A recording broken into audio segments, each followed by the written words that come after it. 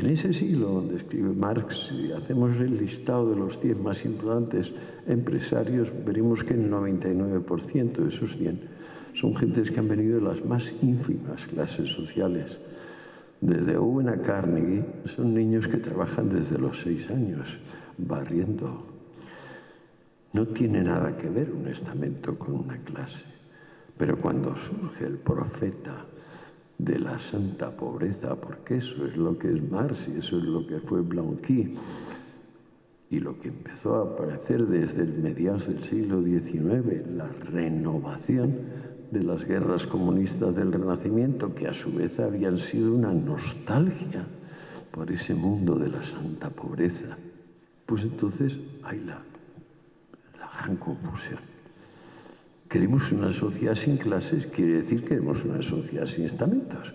Efectivamente, no tenemos estamentos.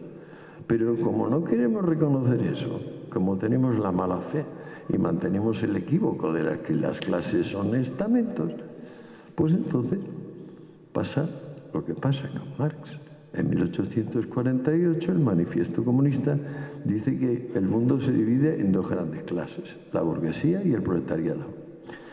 En 1867, 19 años más tarde, el día antes de morir, Marx se compra un cuaderno y escribe las clases sociales, porque le da vergüenza llevar 20 años escribiendo sobre esto y no haber definido clase social. ¿Qué escribe? 22 líneas. Esas 22 líneas son el capítulo 52 del final del Capital. Capítulo 52 del tomo 3.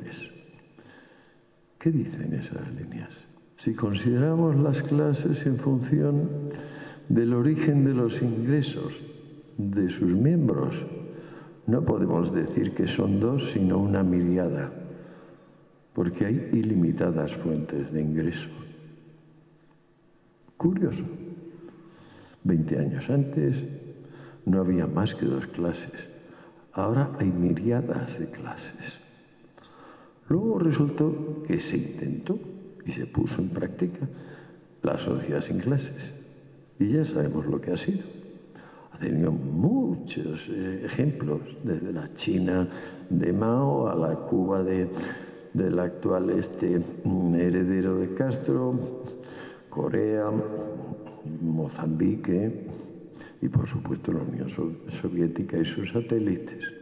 ¿Qué es una sociedad sin clases aplicada? Un grupo donde en vez de haber genealogías, funciona como genealogía la antigüedad del carné del partido. Que son sociedades donde se ha confundido la meta de luchar contra la pobreza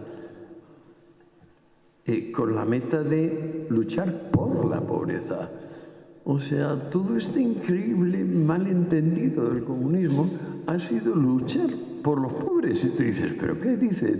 Si lo único que has conseguido es crear inmensas masas de pobres, matar de hambre como no se mataba desde la Alta Edad Media. Eso lo has conseguido, y no un país, 70 países. Tenemos los ejemplos prácticos. Y nada. Mi propio hijo Antonio votando Podemos, pero bueno, ¿será posible? ¿Qué puedo hacer? Pues nada, ustedes verán, o sea, así están las cosas. Le quería preguntar hasta qué punto considera usted que el comunismo es un sustituto de la religión. Muchas gracias. Es la gran religión política. O sea, llega un momento en que no se acaba uno de creer los milagros y lo sobrenatural, el más acá, el más allá. Y el comunismo es precisamente el que dice que no hace falta creer en el más allá, que es posible hacer el paraíso terrenal. Así concretamente, a los 3 meses del golpe de Estado de Moscú, al inaugurar el proyecto de la primera estación de metro, Trotsky y Lenin se reúnen, dan un mitin público y Trotsky dice: venimos a crear el paraíso terrenal. Es bastante gracioso en vista de los 78 años que siguieron ese pobre país, pero es que a los rusos les pasa eso, una gente que sufre mucho, quiere dar lecciones a la humanidad, pero es incapaz de aprender. Esto lo dijo un tal Oblomov o algo así. En tiempos de las guerras napoleónicas había sido un héroe de las guerras napoleónicas, era un patriota eminente y era un hombre de buena familia. Pero cuando le dijo a Rusia en unas cartas, somos un pueblo desdichado, estamos esperando darle una gran lección al mundo, pero somos radicalmente incapaces de aprender nada. No sabemos escuchar. ¿Saben lo que hicieron con él? Le dieron el primer tratamiento psiquiátrico obligatorio. No volvió a salir de su casa. Sus libros fueron quemados. Su editor fue considerado demente y mandado a la Siberia.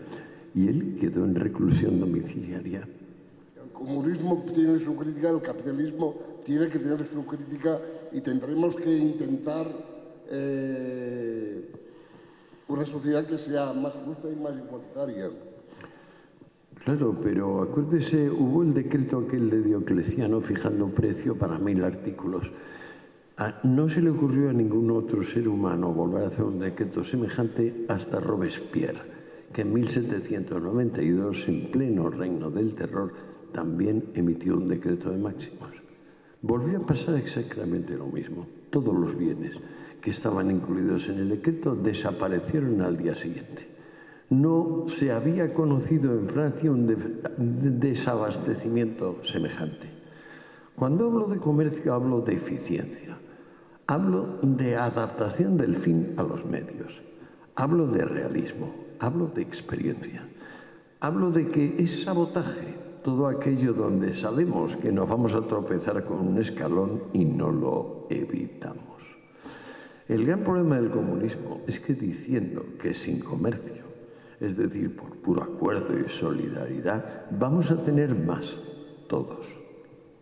No tenemos más. ¿Estamos dispuestos a estudiar e investigar? ¿O simplemente queremos confirmar lo primero que nos dice nuestro corazón? Si usted coge mi libro y traduce las notas que van al tipo del 6, al tipo del 12, que es el del cuerpo principal, dará cuenta que los 3 tomos, cada uno de ellos supera las 1000 páginas. Es decir, que mi investigación, que les he soltado un poco rápido aquí, son 3000 páginas y 20 años de mi vida. Y aún así, hay millones de detalles que no he contado. ¿Por qué es imposible? Porque la realidad es infinita por todas partes, por la derecha, por arriba, por abajo. Ahora, hay una cosa donde no es infinita por prolijidad, sino que es mucho más cualitativa. ¿Queremos saber la verdad? ¿Aceptamos que la verdad es la realidad de las cosas? ¿O pertenecemos a esa secta que dice que la verdad y la realidad son cosas distintas? Yo salí de esa secta con los enemigos del comercio, pero los escribí porque estaba en la secta, o sea, porque me quedaba parte de aquel haberme jugado la vida con la muleta, la bandera roja, y diciendo que la guerra civil, la lucha de clases, que era la única forma de llegar a la riqueza y a la justicia. Así fue.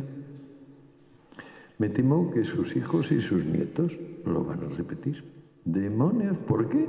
Pues me temo que lo van a repetir. Y no es que lo diga yo, lo dice el mundo. Han sido 100 años de decirlo de 100 maneras, no hay duda. Y sin embargo, vuelve y vuelve y vuelve.